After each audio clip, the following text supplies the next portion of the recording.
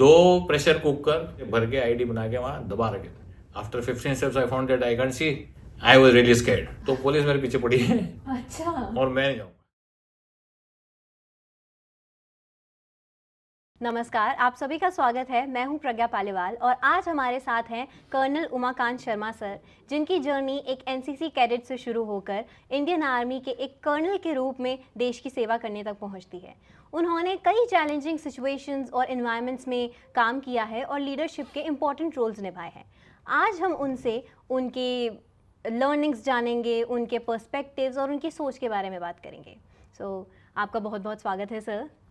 Thank you Pragya for inviting me for this talk show.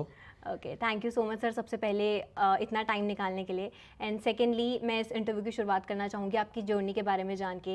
And I would love to know that what actually encouraged you to join the Indian army. My parents are from civil. My mother is a housewife. ऐसा कोई वक्त नहीं आया कि मतलब उसको देख के मैं मोटिवेट हो गया. But yes, in my school days I joined NCC. Okay. And the moment I wore that uniform, so I felt a kind of pride in wearing it, and something struck. और मैंने काफ़ी अच्छा काम किया NCC में. I got the Maharashtra State Scholarship also in junior division. फिर जब मैं कॉलेज गया तो I joined NCC again in college and I got selected for Republic Day camp from Maharashtra, the youth exchange program cadet. Okay. And the pride of wearing that uniform stuck, and it gave me a kind of sense of achievement, and the kind of respect which I used to get when you were wearing uniform and going outside. And second reason was my Canadian commander. He was army के होते हैं वो. So he was from Rajput regiment, and the way he behaved with us, treated us, guided us, and we were just about to win the banner. So that motivated me, and I decided, yes, armed forces are the best for me. That is what I want to do. That is what I want to do. Okay, that is quite a very inspiring journey. तो sir, जब आप IMM instructor थे तो आपने कई young cadets को shape किया. तो आज के यूथ में आपको एक सबसे प्रॉमिसिंग और एक सबसे लैकिंग क्वालिटी क्या लगती है? IMM में जब मैं था तो कई कैडेट देखे, हजारों कैडेट. 2 साल था मैं वहाँ पे. जी. और जब वो आते हैं हमारे पास तो एकदम raw, and some of them know what is there, some of them don't know absolutely. But what I found was the way they adapt. आजकल के जो कैडेट हैं, they adapt very well. They are sharp, they are quick, their mental faculties are quick. मतलब there is a quality in our confidential report which says quick on the uptake. वो है उनमें कि हमारे जैसे हम तो बुद्धू टाइप कैडेट थे जब हमारे ज़माने में. They are well aware of the situation, situational awareness है. They are well abreast of the latest things. So that is there. But that is what is the positive point. And if you ask me the negative aspects, then of course physical fitness, most of them lack physical fitness. We had lot of stress fractures in academy due to extensive training, drill, so that we had to adapt our training structure according to that. And the next thing is mental robustness. Okay. Initially तो ठीक है, they are looking for short term gains, but the moment it gets extended, then they lose out. Then you have to, they get into depression kind of thing, and they and basically physical fitness भी नहीं है तो फिर और भी फर्क पड़ता है. हाँ जी. तो तब जाके फिर उनको थोड़ा सा पुश करना पड़ता है. But otherwise guys are good. और ये सारी चीज़ें केवल मतलब हम अगर कैडेट्स की बात ना करें, जो हमारी जनरेशन है, जो ये जेन ज़ी जनरेशन है, इन सभी में ये चीज़ें हैं कि मतलब physical fitness they lack it, and depression, stress, ये सारी चीज़ें उन्होंने काफ़ी ही मतलब अपने आप के ऊपर कहेंगे कि हावी करने दी हैं. आजकल क्योंकि ये टेक्नोलॉजी है, people don't have time to go out. हमारे टाइम पे ना टीवी था, ना मोबाइल था, ना कुछ. तो only thing we could do was go out and play. People are not going out and playing. Exactly. So then their muscles are not getting built up. Yeah, exactly. That is the main problem with our generation right now. तो my next question to you would be कि जैसे सियाचिन में आप काफ़ी time posted रहे, तो सियाचिन में लोग कहते हैं कि इंसान नेचर से भी लड़ता है, तो वहाँ के अगर आप कुछ अपने एक्सपीरियंसेस बताना चाहें जो सबसे एक्सट्रीम रहे हों. प्रज्ञा, सियाचिन में there are only two enemies. अच्छा. One is the weather, which you call it nature, Yeah. and the second is the Pakis. So we fight the weather first, then we fight the Pakis. So if the weather affects in two ways. First is your health, and second is your living standards there. So if you talk about health, all the heights there are above 15,000 up to 24,000 feet above sea level. तो वहाँ oxygen कम होता है. हाँ जी. Now your blood carries oxygen to various parts of the body. So if the oxygen goes down, the oxygen in the blood goes down, and then it affects your various parts of the body, like your memory goes down Okay. because blood goes to the brain. Your digestive system goes for a 6. You don't feel like eating. Then your other parts, your muscle development, because there is hardly anything to do. So it affects your health.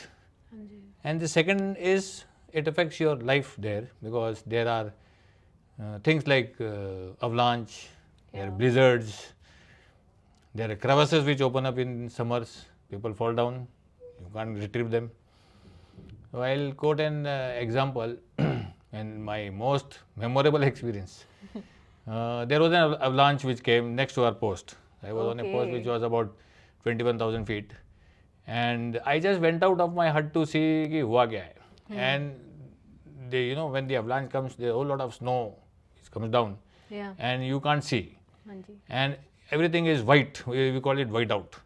So I went out of my fiberglass hut, and I had just walked 15 steps or so, and I could not see my hut. And I wanted to go to the another hut कि वहाँ पे बंदे कैसे हैं. But I could not reach there because I lost direction. Now I wanted to go back to my hut, but I lost direction and I was going somewhere else. After 15 steps, I found that I can't see, and I was really scared कि अब मैं मतलब कहाँ जाऊँ. And the avalanche was there. The snow is falling all over, and strong winds are blowing. You can be, washed away with the avalanche, and nobody will know. The best part is nobody will know where is this guy, and I would be buried under snow till the time somebody finds out that this type is not there. So I logical reasoning. So I took a few steps here, few steps there, and finally managed to reach my hut. And when I came in, everybody was sleeping aram se, and nobody knew that I had gone out. I thank God that I reached back. Yeah, exactly. And then when the avalanche went away and it was over, then we got That is things a- done. That is really an extreme and very what we call like crazy experience kind of. Yes, and if time permits, another experience. We had a Jawan who suffered HECO. HECO is like high altitude cerebral edema. You get water in your brains. Oh. There is a high altitude pulmonary edema in which you get water in your lungs. So this chap, he had high BP, and HECO is like priority 1 evacuation. You have to be brought down to sea level because you are at a high altitude and it affects your brain. And this happened in the evening. We called for CASEVAC. There is no chopper coming because night flying was not permitted. They said we can come only in the morning. Now we had to maintain this Jawan for throughout the night. There is a thing called HAPO bag. It is a very cylindrical kind of bag in which you put that man inside, you zip it up, there is a pump and you keep pumping air inside. So it gets down the atmospheric level to the mean sea level. The atmospheric pressure inside is maintained, oxygen is maintained, and he will generally feel good. So, and there is a window also. So we can keep looking at him, keep talking. So now the problem was to press that pump because it has to be pumped. Yeah. And if you pump it for half an hour, you yourself will get HAPO. It was like that because Okay. there is less of oxygen. So we had to detail, parties कि भाई तू 15 minute करेगा, तू 15 minute करेगा, तू 15 minute करेगा throughout the complete part, and the post is consisting only 25 people, out of which 3 or 4 of them would be in Adam, cooking meals and things like that. So throughout the night I was there with him. Throughout the night we maintained, we kept him alive. He was about to go. Almost died. And in the morning, the first thing in the morning, the chopper came. Luckily, the weather was good. Otherwise, if the weather is also not good, so choppers also don't come. So it came and he was evacuated, and he went down and survived. That was the, saving grace. Something which I was very happy. Yeah, I mean, वो जो soldier रहे होंगे जिनके साथ ये सब हुआ है, उनके लिए भी ये काफ़ी एक स्कैरी एक्सपीरियंस रहा होगा. And it is a basically demotivating factor. If somebody on your post, he dies there, the rest of the 25 people or 24 people who are there, they get scared. वो सोचते हैं हमारा नंबर कब आएगा, हमारा भी नंबर ऐसा हो सकता है, हम भी जा सकते हैं. Because for 3 months you cannot move down. For 3 months you are supposed to stay on the post. So you can imagine for 3 months I am looking at the same 24 faces every day and same talking to them every day. So and we know one another very well because for 3 months Exactly, yeah. from morning to evening you are looking at one another and talking and doing our things, those kind of things. So and then you talk कि यार वो नीचे चला गया, बचा कि नहीं बचा, क्या हुआ, they keep finding out. And it is a big morale booster for them if he gets saved. And second is nobody wants to go down because it is a kind of ego. जैसे कि यार ये सियाचिन गया था हाँ जी. और ये बीच में आ गया. They don't want to get evacuated. They don't want to go down. There was a chap in my post, again same kani. So he suffered a heart attack, minor heart attack. But he was saved. He did not know that he had a heart attack. The doctor told me. Even I did not know. Oh. So he said, sir इसको minor हुआ है और है problem, BP आई है, इसको भेज दो नीचे. मैंने spoke to him, he said no sir, मैं तो जाऊँगा ही नहीं, मैं तो हेलीकॉप्टर से जाऊँगा ही नहीं, मैं तो जाऊँगा तो कंपनी के साथ जाऊँगा. And then I had to, luckily nothing happened to him. Army man. Okay, काफ़ी अलग अलग और काफ़ी क्रेजी एक्सपीरियंसेस हैं आपके साथ. और आई थिंक यही एक्सपीरियंसेस हैं जो लोगों को आर्मी लाइफ के बारे में नहीं पता होते हैं मोस्टली. तो अब जैसे आपने एक ये एक्सपीरियंसेस कुछ बताए हमें, और इसी टाइप के और काफ़ी इन्वायरमेंट्स, काफ़ी सिचुएशंस में आप रह चुके हैं, तो ऐसे जो हाई अलर्ट इन्वायरमेंट्स होते हैं, ऐसे में आप लोग अपना स्ट्रेस कैसे मैनेज करते हैं? क्योंकि इन कंडीशंस में तो स्ट्रेस काफ़ी ज़्यादा होगा, जैसे अब इसी टाइप के जब एक्सपीरियंसेस हो जाए तब specially. Yes, ma'am, I think stress is because of, not because of the work environment in army. I'll talk about on army. हाँ जी. Other working environments I am not aware. But army में work environment की वजह से stress नहीं होता है. क्यों? क्योंकि आर्मी ऑर्गेनाइजेशन एक ऐसी हमारी है, it is like a family. जैसे हम उसके अंदर कदम रखते हैं तो हमको पता होता है कि we will be looked after. आप बीमार होते हो तो आपके पास डॉक्टर होता है, एमएच है, मिलिट्री हॉस्पिटल है, आप कभी भी जाओ आपको वो देखभाल करेंगे. आपके खाना पीना सब कुछ, रहना सब कुछ आपका लुक्ड आफ्टर. आप एक जगह से दूसरे जगह जाओ आपको घर मिल जाता है, घर नहीं मिला तो गेस्ट रूम में करेंगे, नहीं तो टेम्प्रेरी अकोमोडेशन दे देंगे. ये नहीं बोलेंगे कि बाहर जाओ रेंट पे ले लो. कहीं पोस्ट में जाते हैं तो वहाँ तो as it is you are suppose to be accommodated. खाना पीना is looked after with in inside, we have our own system. So it is like a house. So you know कि मैं तो लुक्ड आफ्टर हूँ भाई. तो work pressure है ही नहीं. I think stress is due to the घर वाला प्रेशर. क्योंकि हम maximum time we are in on duty. Out of 12 months 10 months we are there in our unit or organization or wherever. Only for 2 months we go home. उसमें भी हम अपने problem solve करने की कोशिश करते हैं. किसी का घर का प्रॉब्लम होता है, किसी का ज़मीन जायदाद का प्रॉब्लम होता है. You not believe it, this jawans come from the villages, they have got lot of problems. कोई किसी के ज़मीन हथिया ली, किसी के घर में प्रॉब्लम हो गई, भाई ने प्रॉब्लम कर दी, भाई ने लड़ाई कर ली, भाभी ने उसके सिस्टर से लड़ाई कर ली, मदर उसकी वाइफ से उनकी नहीं बन रही तो वो रात में फ़ोन कर दे रही है कि तुम्हारी माँ ने मुझे ऐसे बोला वैसे बोला. And that person is sitting on A post. अभी वो पूरे रात में टेंशन में घूम रहा है. अब वो अपनी ड्यूटी भी नहीं दे पाएगा, वो देख भी नहीं रहा ठीक से कि सामने से कोई मिलिटेंट आ रहा है नहीं आ रहा है क्या आ रहा है, उसके दिमाग में वही चल रहा है कि मेरी माँ और मेरी वाइफ का झगड़ा हो गया है. So those are the kind of stress which these people have. The leaders as officers, we have stress, different stress, not from family, but yes from the top hierarchy. Something orders are passed, then you feel कि ये करूँ नहीं करूँ, and then sometimes you have to do it out of your own conscience, and sometimes you get stressed कि भाई जल्दी से मतलब ये होना ही होना है, and things are not moving on ground, those kind of. But that is okay, but we can manage. And how we go about it is constant talking. Well, there are welfare measures for the Jawans.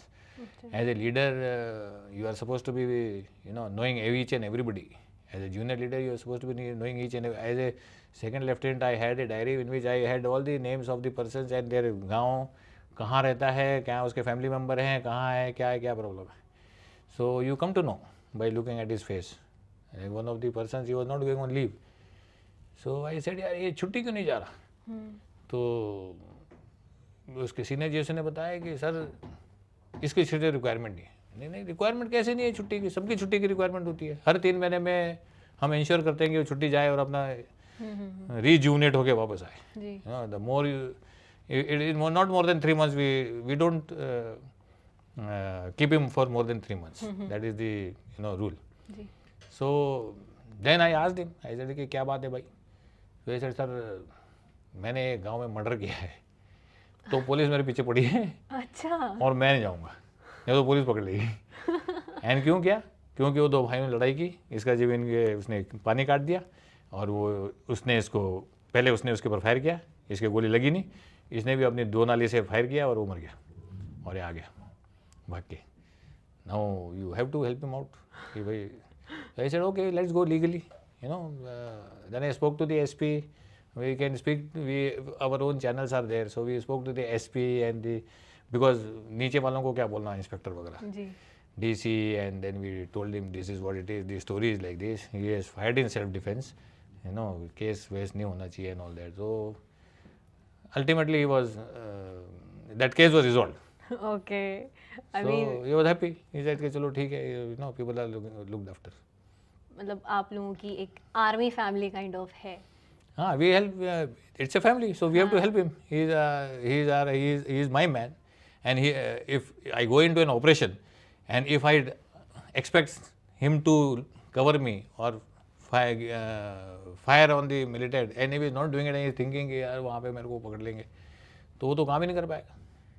मतलब एक तरह से हम कह सकते हैं कि family से दूर एक family. Yes. Or there is another example.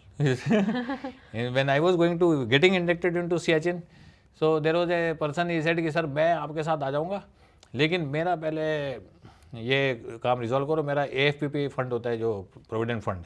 So clerical mistake से उसका 1 लाख का 10,000 हो गया.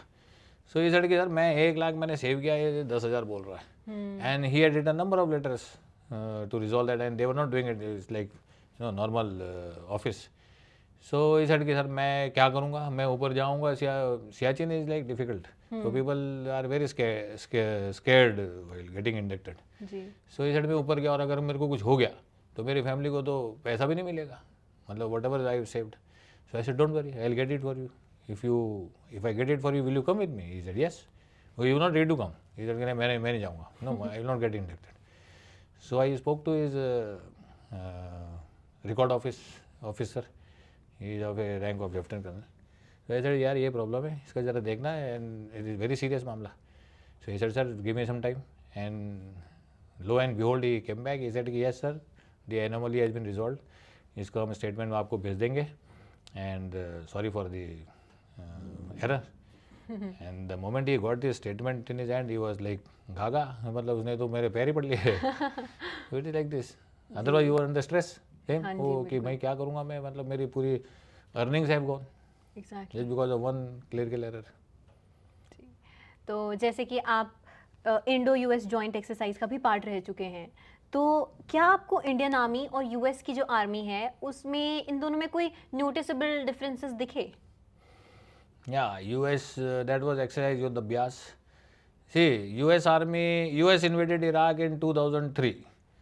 Okay. And Yuddh Abhyas started, our exercise Yuddh Abhyas joint जी, Indo-US started in 2004. So what happened initially when US troops went there, they were not able to, do that counter-insurgency operations, what we call.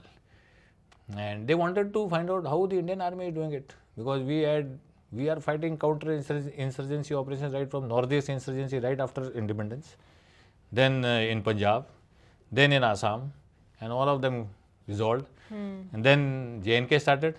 JNK still going on. It is also resolved most of it.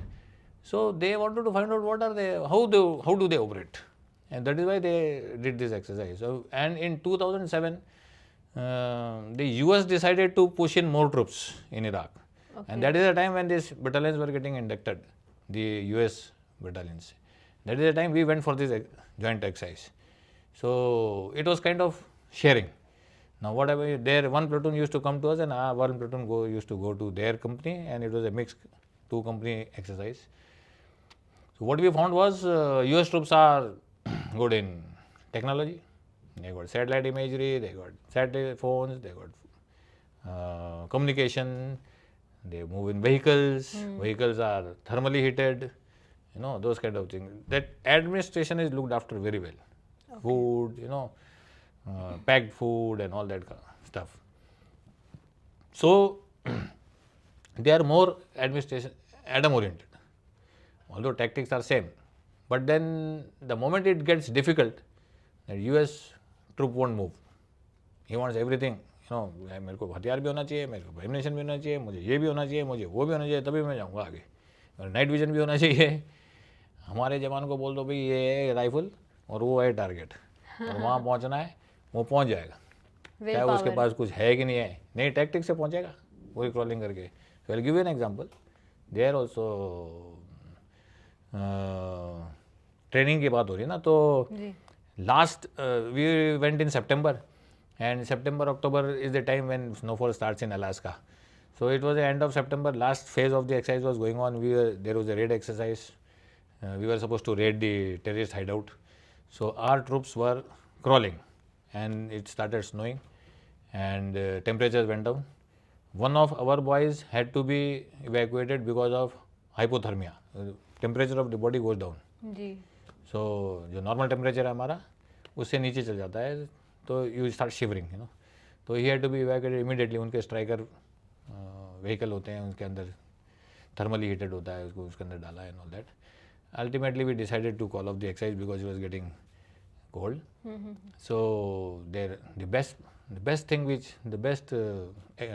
what you say remark which I got was there. I was a 2IC, so their company sergeant major who is like a havaldar. So he comes up to me and he says ki Colonel, I was lieutenant colonel. He said, Colonel, your guys are too much and I really appreciate. I said, what happened? He said, my boys, even if I order them, they will not do this. What they were doing, crawling and taking cover and firing and all that. My boys won't do in this weather. They would just go in their striker. But your boys are, they obey your command, and I like them. So that was the best thing which which I can get compliment from him, from a US sergeant major. Obviously, yeah. So that is the kind of troops we have. Okay, that's great. तो जैसे आपने बोला कि वहाँ की technology काफ़ी advanced है, उनकी टेक्नोलॉजी की वजह से उनकी आर्मी हमसे वेल अहेड है. तो इंडिया की टेक्नोलॉजी किस तरह से लैक करती है, और आपको लगता है कि मतलब अगर ये चीज़ें हमारे पास होती तो बेटर होता हमारी आर्मी के लिए?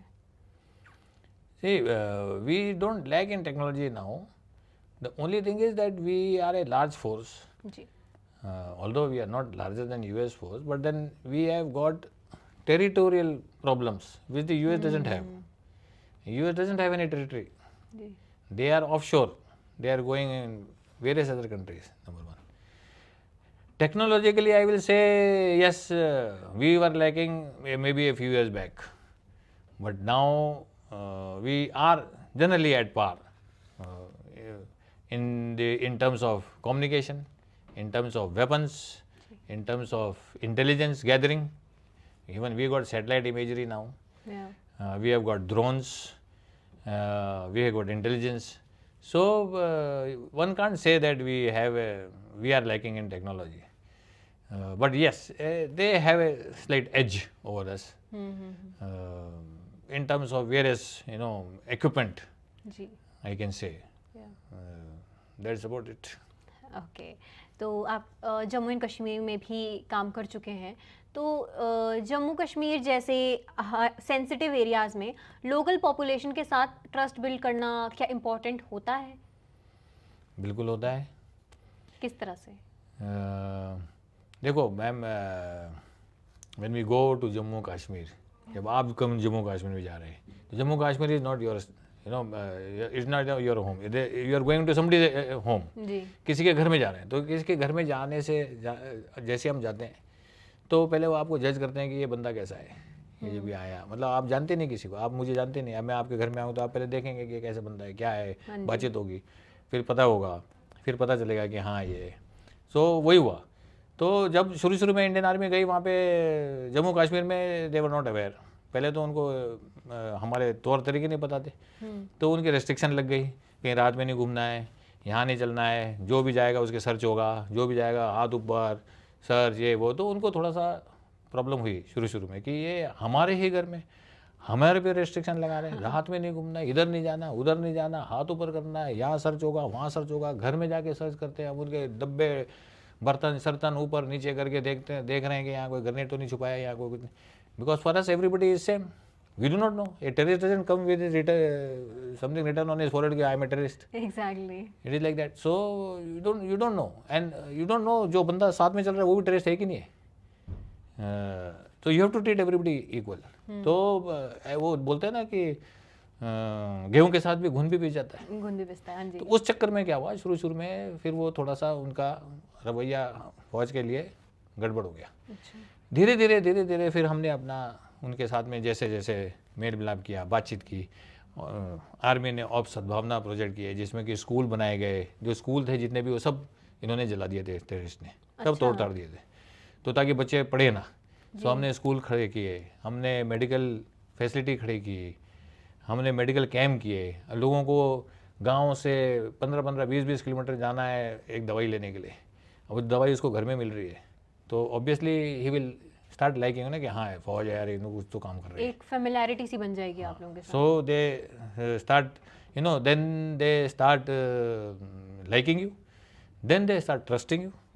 And trust is the only thing which will get you intel, and intel is the major thing which is required in a successful operation. अगर आपके पास इंटेल नहीं है तो आपका ऑपरेशन होगा ही नहीं, सक्सेस ही नहीं होगा. आप जा रहे हो, आपको पता ही नहीं कि कौन से घर से फायर आ रहा है या कौन से घर में कौन छुपा है, बिल्कुल. जब तक इंटेलिजेंस नहीं. तो ट्रस्ट के बाद ही इंटेलिजेंस आती है, और इंट इज़ वेरी इंपॉर्टेंट. जैसे I will give you another example. So I was in RR. तो जहाँ भी मैं जाता था पहले मैं सबको मिला के, हाँ कैसे हो, क्या है वो है, and get into their custom, talk to them in their own language, अस्सलाम वालेकुम, वालेकुम अस्सलाम, all that. And so we put our names also like that. तो एक बार मैं पेट्रोलिंग के लिए निकलने वाला था, या इनको पता था पेट्रोलिंग हम जाते हैं, तो वहाँ जम्मू कश्मीर में wherever you go you have to just walk, there is no vehicle. Because या तो अपने पोस्ट से निकलो, या तो ऊपर चढ़ो या तो नीचे चढ़ो, पहाड़ी है, तो प्लेन रास्ता तो है ही नहीं. सो उसने वन ऑफ द फेलोज विच आई, जिसे मैं जानता था, जो मुझे भी जानता था, वो खुद नहीं आया. उसने एक मैसेज भेजा किसी के थ्रू, खुद आ जाएगा तो लोग देख लेंगे और ये बोलेंगे कि इसके साथ में. तो उसने मैसेज भिजवा दिया कि साहब को बताना आज उस रास्ते से नहीं जाएंगे. तो मैंने ये ऐसे क्यों बोल रहा है उस रास्ते से नहीं जाएंगे. तो 2 and 2 टुगेदर लगाया ना, ऐसे कि यस, मतलब उस रास्ते में कुछ गड़बड़ है. एंड मेजर प्रॉब्लम उस इलाके में था आईडी, क्योंकि हमारे से पहले भी 3-4 आईडी लग चुकी थी, और एक तो कमांडर को ही उन्होंने आईडी लगा के they had killed him. Okay. While he was getting posted out, and he was also told not to go there, but he said, "No, I'll see ये वो," and he went and they blasted him. तो I said ठीक है, तो I send my, we have what ID detection party. मैंने कहा जाओ यार ढूंढो उसको. And lo and behold, there was 2 pressure cooker 10-10 litre वाले, उन्होंने एक्सप्लोसिव से भर के आईडी बना के वहाँ दबा रखे थे कि भाई ये आएगा कंपनी कमांडर, और इसको उड़ा देंगे, तो बच गया। That is the kind of trust and this people have on me other than the terrorist कि भाई इसको बचा लेते हैं। जी। मेरे जनरली लोग बोलते हैं ना कि जम्मू कश्मीर वाले जो टेररिस्ट के साथ में मिले हुए हैं, ये ऐसा नहीं है। हाँ जी। जो लोकल आदमी है उसको क्या चाहिए, रोटी कपड़ा मकान, उसको टेररिस्ट से कोई लेना देना नहीं है। वो सोचता है मुझे अपने खेती बाड़ी करता है, उसमें खेती बाड़ी ठीक होनी चाहिए, मकान ठीक होने चाहिए, अपनी रोटी खाए अच्छे से, काम करे और अपने बच्चों को पाले, बस। और इससे ज़्यादा उसको कुछ नहीं चाहिए। और उसमें कौन सा टेररिस्ट आ रहा है, कौन जा रहा है, उसे कोई लेने देना नहीं, कौन सी गवर्नमेंट बन रही है उसे कोई लेने देना नहीं। हाँ, जब टेररिस्ट आते हैं उसके घर में तो उसको बेचारे को पर फोर्स खाना खिलाना पड़ता है, क्योंकि बंदूक तान देते हैं उसके सिर के ऊपर, तो और बोल देते हैं कि चुप रहना, हमारे बारे में मत बताना। उसको ये भी मालूम है कि उसके पास 24 आवर सिक्योरिटी नहीं है, तो अगर वो हमको बता भी देगा और कल को टेररिस्ट को पता चल गया तो वो आगे उसको मार देंगे। तो those are things which we have to accept. I can not provide 24 hour security to everybody, बिल्कुल। It is like that. So trust is the very much important, and that is up to us. Now we have got that trust in Jammu Kashmir. We have. India का जो youth है जो Indian army join करना चाहता है, उनके लिए आपका एक क्या मैसेज रहेगा? Yes, so those who want to join Indian Army, सबसे पहले मैसेज क्लियर है कि अगर आप में जज्बा है मुश्किलें झेलने का, जी। अगर आप में वो जुनून है देश के लिए कुछ करने का, और अगर आप में वो कैपेसिटी है सेक्रीफाइस की कि हाँ, अगर मैंने आर्मी ज्वाइन की तो मुझे ये दूर होना, जैसे कि फैमिली लाइफ ये वो, तो आपके लिए इंडियन आर्मी के दरवाजे खुले हैं। कभी भी अपने आप को तैयार करो, फिज़िकल फिटनेस बढ़ाओ, जैसे कि आजकल हमने देखा फिज़िकल फिटनेस कम है, फिज़िकल फिटनेस बढ़ाइए, पढ़ाई कीजिए, be aware of the world of things, prepare yourself well, there are books available for clearing the exam. Exam clear करना है, एसएसबी क्लियर करना है, is not a very difficult task.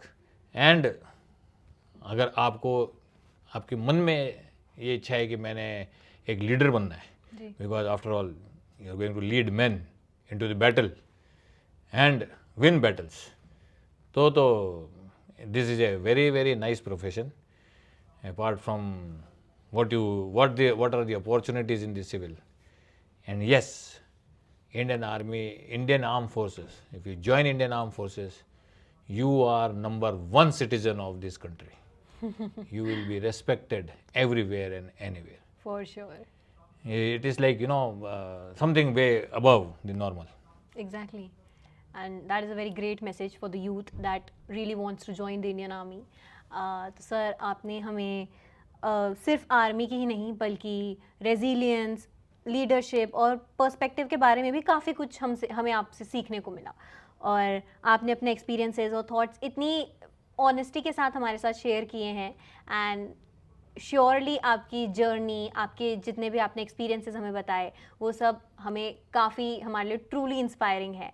And at last, thank you so much, आप हमारे साथ join हुए, आपने इतना टाइम निकाला इस इंटरव्यू के लिए। Thank you so much sir for that. It was an honour having you here.